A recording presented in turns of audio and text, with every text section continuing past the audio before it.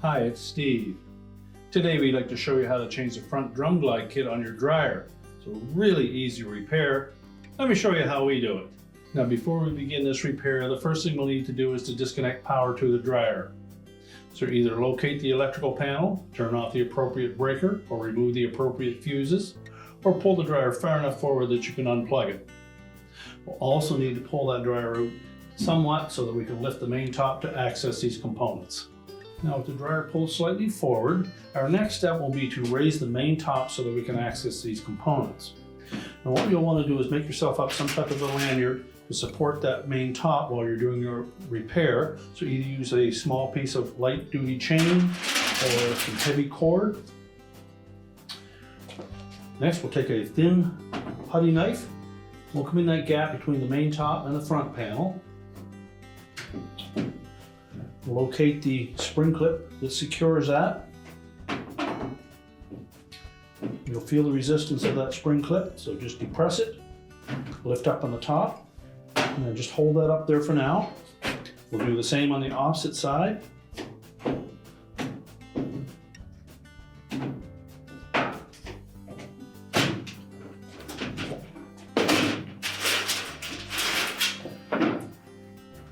Raise that top just beyond vertical.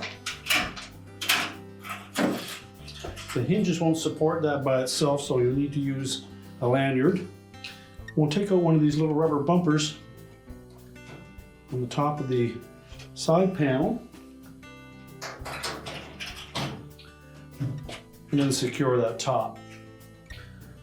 Now once we've done that, we'll next disconnect the wire harness retaining clip from the top of the front panel. And then we'll remove 2 1/4-inch hex head screws that secure that front panel to the sides of the cabinet.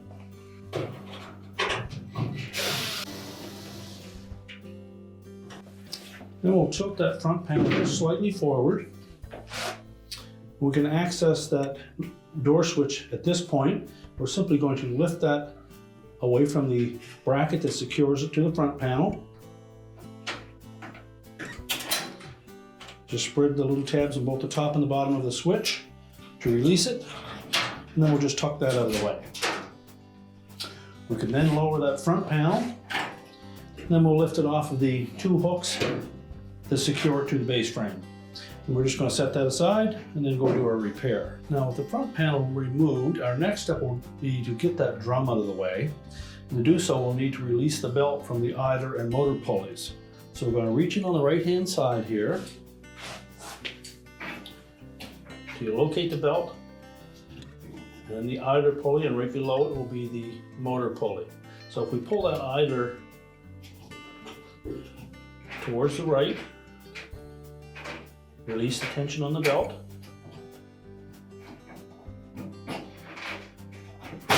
Just pull the belt towards the front of the dryer. Now we'll get it away from the idler bracket. Unhook it from the motor pulley.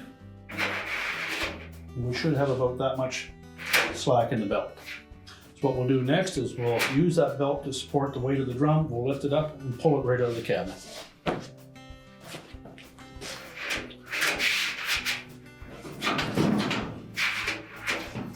There'll be a little bit of resistance where the drum sits on the rear drum rollers.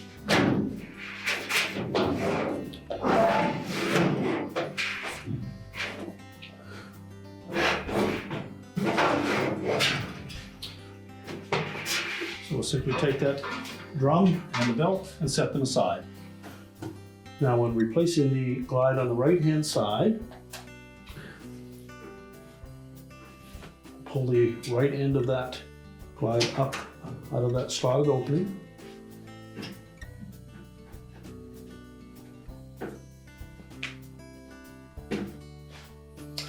Then unhook it from the left hand side and just set that aside.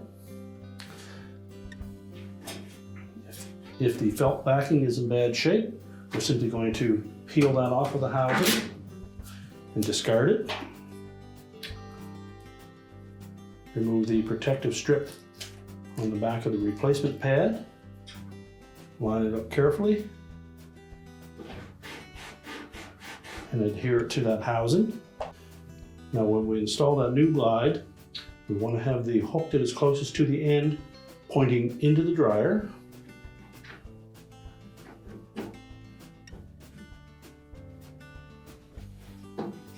And make sure that the notch that is facing forward catches on the edge of that tab. Then fold that on top of the felt pad, tuck the right hand end down into that slot.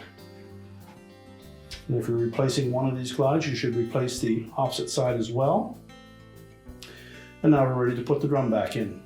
Now when placing the drum back in the dryer, we want to make sure that this lip at the rear captures both rear drum rollers. So supporting the weight of the drum with the belt, fit it between the sides of the cabinet. You may need to spread those just slightly.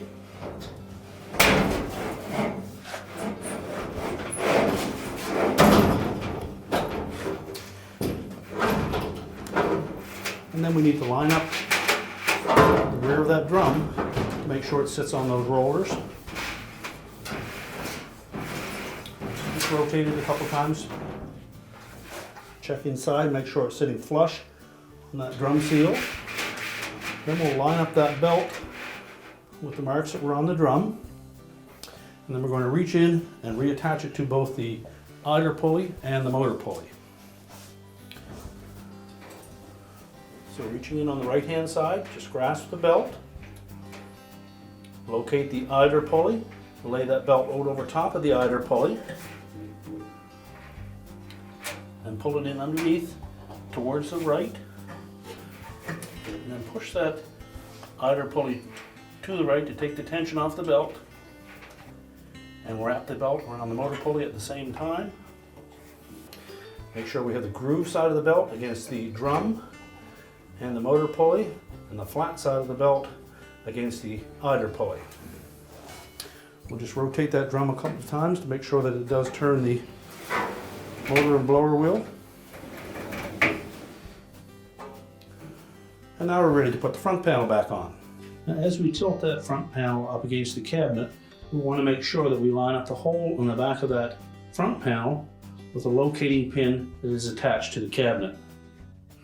Also want to make sure we tuck that felt seal so it doesn't catch on the drum.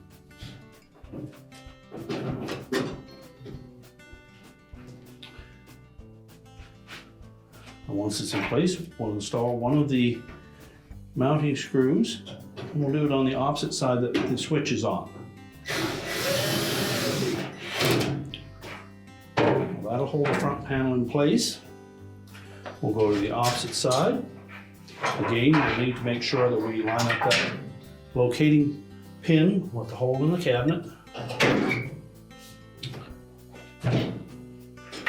But before we press it up against the cabinet, we're going to take that switch and locate it in that spring bracket on the front panel. Now the easiest way to mount that is to open the door completely, and that will allow you to be able to manipulate that spring clip. Just spread them slightly, line up the push button with a hole in the front panel, and then snap it into place. Make sure that that clip captures both the top and bottom of that switch. You can then close the door up. Again, we'll make sure that that felt seal is outside of the drum area.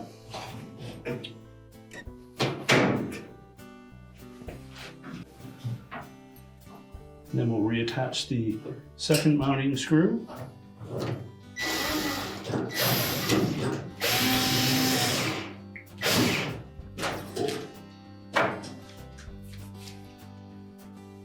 Now next we'll take that harness retaining clip, we'll tuck that into the opening in the top of the front panel, snap it into place, make sure that the wires are away from the drum.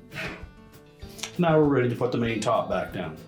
So next we'll disconnect our lanyard, then we'll replace that rubber bumper Just fit it back into that opening on the top of the cabinet.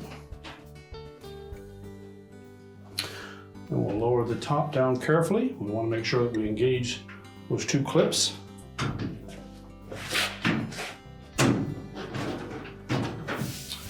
Now we're ready to push the dryer back into position. With the dryer back in place, we're now ready to reconnect the power, and your repair is complete.